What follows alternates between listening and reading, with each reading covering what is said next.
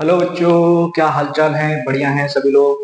जैसा कि अपन लोग वेक्टर की सीरीज स्टार्ट किए हैं, उसी सीरीज के संदर्भ में आज लोग अपन जो है नेक्स्ट चैप्टर जो है नेक्स्ट लेक्चर जो है वो अपन स्टार्ट कर रहे हैं। अपन पूरा चैप्टर जो है वन बाय वन सही तरीके से पढ़ने की कोशिश करेंगे। ठीक है भाई। तो लास्ट लेक्चर में हमने टाइप्स ऑफ वेक्टर के बारे में डिस्कस किया था। आज जो है वो हम एक उससे प्रीवियस लेक्चर के अंदर हमने एक एग्जांपल लिया था। U1 बराबर प्लस के 10 जूल पोटेंशियल एनर्जी है और U2 जो है वो माइनस का 20 जूल पोटेंशियल एनर्जी है। तो हमने यहाँ पर बोला था कि वहां पर उस लेक्चर के अंदर मिस्टेक हुई थी। हम यहाँ पर कहेंगे कि U1 जो है वो ग्रेटर देन है U2 से।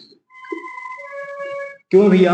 यानी कि हम कह सकते हैं यहाँ पर ये क्या है, स्केलर क्वांटिटी है, एक स्केलर फिजिकल क्वांटिटी है। इसलिए मैं कह सकता हूं कि इन केस ऑफ स्केलर के केस में जो पॉजिटिव और नेगेटिव होते हैं वो शो करते हैं वैल्यू। वो वैल्यू को शो करते हैं। जैसे कि हमने बात करी थी इन केस ऑफ वेक्टर के केस में हमने ये बोला था कि जहां आप पॉजिटिव और नेगेटिव देखेंगे तो वहां पर उसका मतलब सिर्फ डायरेक्शन से लेना देना होगा, वैल्यू से लेना देना नहीं होगा। सिमिलरली हमने यहां पर इस बात को कह सुनाया। इसके बाद जो अपना अगला टॉपिक है बेटा, वो है वेक्टर रिप्रेजेंटेशन। देखो भैया, वेक्टर रिप्रेजेंटेशन अपन दो तरीके से करते हैं। पहला तरीका है मैथमेटिकली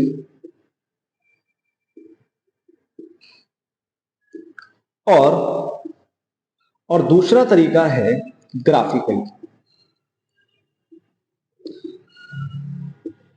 तो सबसे पहला तरीका जो अपन है मैथमेटिकली, अपन उसको पढ़ने वाले हैं।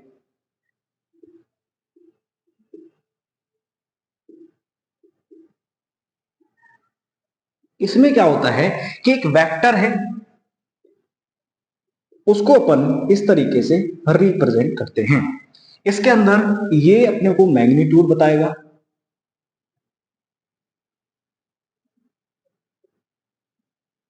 और इसका नाम है यूनिट वेक्टर।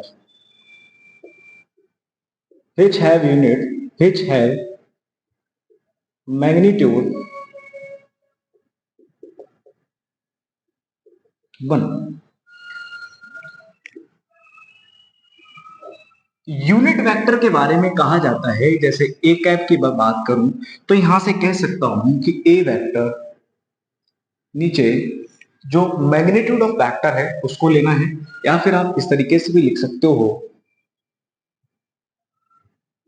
नीचे क्या लेना है, जो वेक्टर है उसका हमें क्या लेना है, मैग्नीट्यूड लेना रहता है।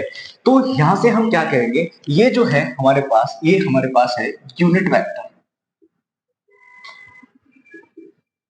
ये जीवन में एक ही काम है, इसका काम है डायरेक्शन बताना।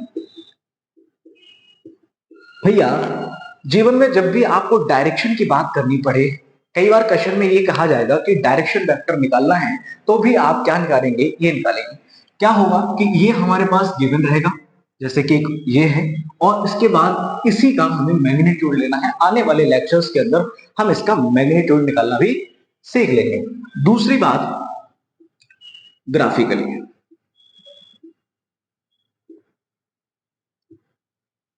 ग्राफिकली जब अपन बात करते हैं तो भैया हम यहां पर कहने वाले हैं, जैसे कि यहां पर ये एरिया टेल है और ये अपने पास हेड है।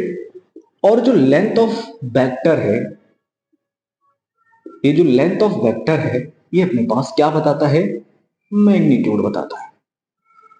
क्या बताता है भैया, मैग्नीट्यूड बताता है। जैसे एग्जांपल, अगर किसी का ये लेंथ जितना ज्यादा होगा वो उतना ही उसका मैग्नीट्यूड क्या होगा बेटा, ज्यादा होगा। जैसे एक ए वेक्टर की बात करता हूं और बी वेक्टर की बात करता हूं, तो मैं यहां से कह देता हूं कि mod of A vector mod of B vector से ज्यादा है। क्यों? क्योंकि इसका लेंथ ज्यादा है और इसका लेंथ क्या है, छोटा है। ठीक है, तो ये यहां से सारी चीजें समझ में आती। ठीक है।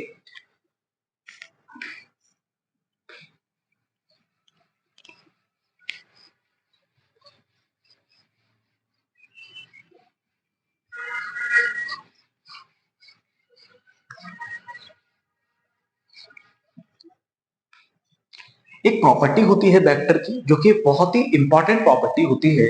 इसके अंदर हम कहते हैं vector can shifted parallelly parallel keeping its magnitude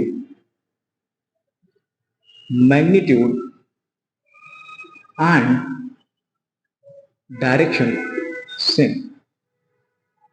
आप क्या करें, उसका मैग्नीट्यूड चेंज नहीं होना चाहिए और उसकी डायरेक्शन चेंज नहीं होनी चाहिए। आप वेक्टर को पैरेलली कहीं पे भी शिफ्ट करवा सकते हो। जैसे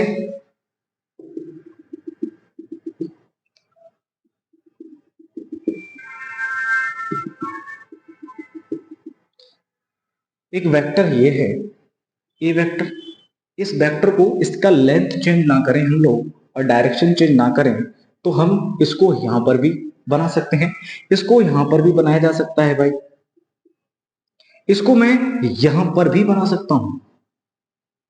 यानी कि इसी वेक्टर को इसका मैग्नीट्यूड और डायरेक्शन को चेंज ना करके आप इसको कहीं पे भी बना सकते हैं, ठीक है। बट आप ऐसे ना बना दें, कहीं का मतलब ये नहीं। अब आपने क्या किया, भले आप इसका मैग्नीट्यूड सेम रखे बट अगर आपने डायरेक्शन चेंज कर दी तो बेटा ये गलत हो जाएगा। ये पैरेलल शिफ्टिंग जो होती है वेक्टर की प्रॉपर्टी, उसको ये क्या कर देगा, डिस्कार्ड कर देगा। श्योर हो, श्योर हो, यहां तक की सारी बातें क्लियर है, ठीक है।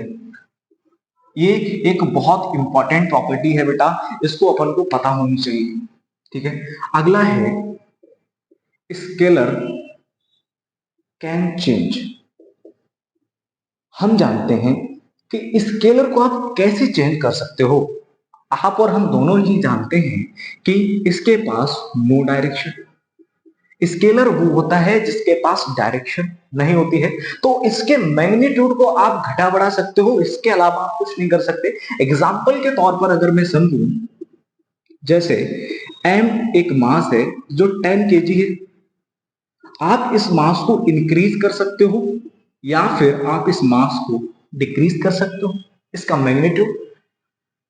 अब इंक्रीज करते हो तो 12 केजी कर सकते हो और कम करने के लिए आप 8 केजी कर सकते हो, ठीक है। तो यहां पर मैग्नीट्यूड में हम चेंज ला रहे हैं और इसके पास डायरेक्शन नहीं। जैसे अगर मैं स्पीड की बात करूं, एक पहला एग्जांपल ये हो जाता है।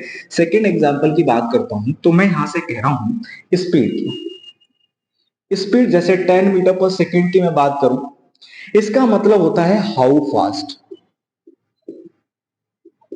अब हाउ फास्ट को चेंज करेंगे तो आप कहेंगे कि आपका स्केलर चेंज हो चुका है, मतलब सिर्फ change in magnitude, change in magnitude.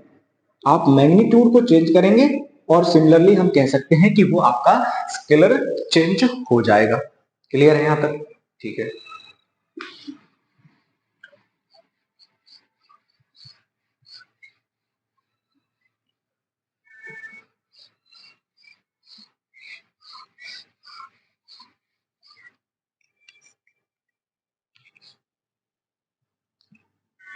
इसके बाद है vector can change. Vector can change, हम कहेंगे कि भैया वेक्टर कैसे चेंज हो सकता है। वेक्टर के पास हम कहेंगे कि पहले ही बता चुके हैं कि इसके पास मैग्नीट्यूड है, मैग्नीट्यूड है, डायरेक्शन भी है and follow vector law of addition, and follow vector law of addition, vector law of addition, ठीक है। तो हमने इसको वेक्टर कहा है, तो हमने कहा इसको चेंज कैसे कर सकते हो भैया। इसको चेंज कर सकते हो आप, किसी वेक्टर का मतलब है हाउ फास्ट। जैसे मैं अभी वेलोसिटी की बात करूं, वेलोसिटी के अंदर क्या होता है, हाउ फास्ट एंड वेयर। तो आप पहला चेंज कर सकते हो कि आप हाउ फास्ट को चेंज कर दो, आपका वेक्टर चेंज हो जाएगा। दूसरा चेंज ये हो सकता है कि आप वेयर को चेंज कर दो, वेयर को चेंज करने पर भी आपका वेक्टर चेंज हो सकता है। और तीसरी बात यह है कि आप दोनों को ही चेंज कर दो, बोथ चेंज करेंगे, तब भी हम कह सकते हैं कि आपका क्या होने वाला है, वेक्टर चेंज हो सकता है। तो अगर मैं कहूं तो मैं यहां से कह सकता हूं, मैं कह सकता हूं कि पहला आप मैग्नीट्यूड चेंज कर दें, मैग्नीट्यूड चेंज, डायरेक्शन चेंज, और last but not the least बेटा कि बोथ चेंज करोगे तब भी आप ये कह सकते हैं कि वेक्टर क्या हो जाएगा, चेंज हो जाएगा। यहां तक की सारी बातें क्लियर है, ठीक है। इसके बाद अपने पास टॉपिक है आज का angle between vector. Angle between the vector, देखो एंगल बिटवीन द वेक्टर जो होगा उसको निकालने के लिए आपको क्या करना है कि दो वेक्टर के बीच में जो स्मॉलर एंगल है उसको लेना है। क्या ये बात सही है? हाँ, थोड़ी बहुत तो सही है, लेकिन अभी पूरा देख लेते हैं। जैसे कि ये दो वेक्टर हैं, इसके बीच में एक ये एंगल बन रहा है थीटा 1, और दूसरा एक बड़ा वाला एंगल भी बन रहा है थीटा 2। तो मैं कह दूं क्या ये वाला एंगल ठीक है? नहीं, ये वाला भी एंगल ठीक नहीं है।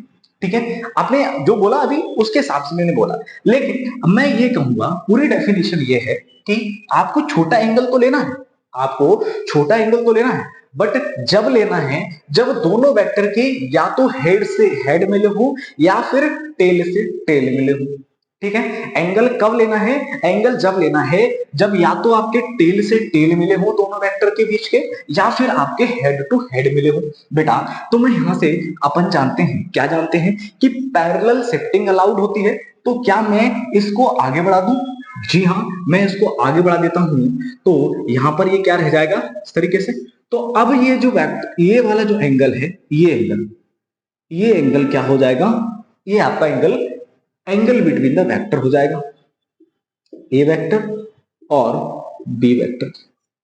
ठीक है, तो आप इस बात को मानिए कि आपको दो वेक्टर के बीच में एंगल लेना है तो छोटा वाला एंगल लेना है, लेकिन एक शर्त है कि वो दोनों टेल से टेल मिले होने चाहिए या फिर वो हेड से हेड मिले होने चाहिए। ठीक है बेटा, जैसे अगर मैं क्वेश्चन देख लूं यहां पर, मैं यहां से कह दूं कि बेटा ये वेक्टर है और दूसरा वेक्टर ये है, इन दोनों के बीच का एंगल मैं मान लेता हूं कि कुछ 60 डिग्री हमारे पास एंगल दे रखा है। अब मैंने तुमसे पूछा फाइंड, एक वेक्टर ए है एक वेक्टर बी है, तो मैंने कहा find angle between A vector and B vector. बता पाएंगे? जी हाँ, हमने कहा कि भैया ये वाला ये हो जाएगा 60, ऑप्शन में हमारे पास दे रखा हो 60 तो हम लगा देंगे, लेकिन ऐसा नहीं है। हम कहेंगे कि इसमें पैरेलल शिफ्टिंग अलाउड है। सॉल्यूशन में अगर हम कहें तो हम कहेंगे कि ए वेक्टर तो मैंने ऐसे ही बना दिया, इसको मैं यहां बना लूं, इसको मैं यहां बना लूं, क्या कोई दिक्कत होगी? इसी वेक्टर को मैंने यहां बना दिया, ठीक है, इसको मैंने डॉट एंड डॉट एंड ऐसे रहने दिया, और ये 60 डिग्री यहां पे था। अब ये पूरा कितना होता है? ये पूरा बेटा कितना होता है? 180 होता है, और 180 में से आपका कितना जा चुका है? कितना जा चुका है? 60 जा चुका है। तो कितना बचा बेटा?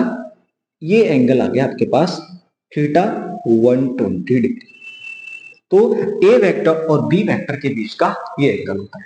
ठीक है, तो इस तरीके से आपको क्या करना है, आपको जब भी एंगल निकालना हो तो आप देखेंगे कि देखो क्या हमने इस वेक्टर की टेल और इस वेक्टर की टेल से टेल मिला दिया, तभी हमने ये दोनों के बीच में ये वाला एंगल बन के आया। ठीक है, तो हमने यहां पर ये कह सुना है। ठीक है बेटा, तो बाकी वीडियो के और लेक्चर्स के अंदर अपन डील करने वाले हैं। Thank you.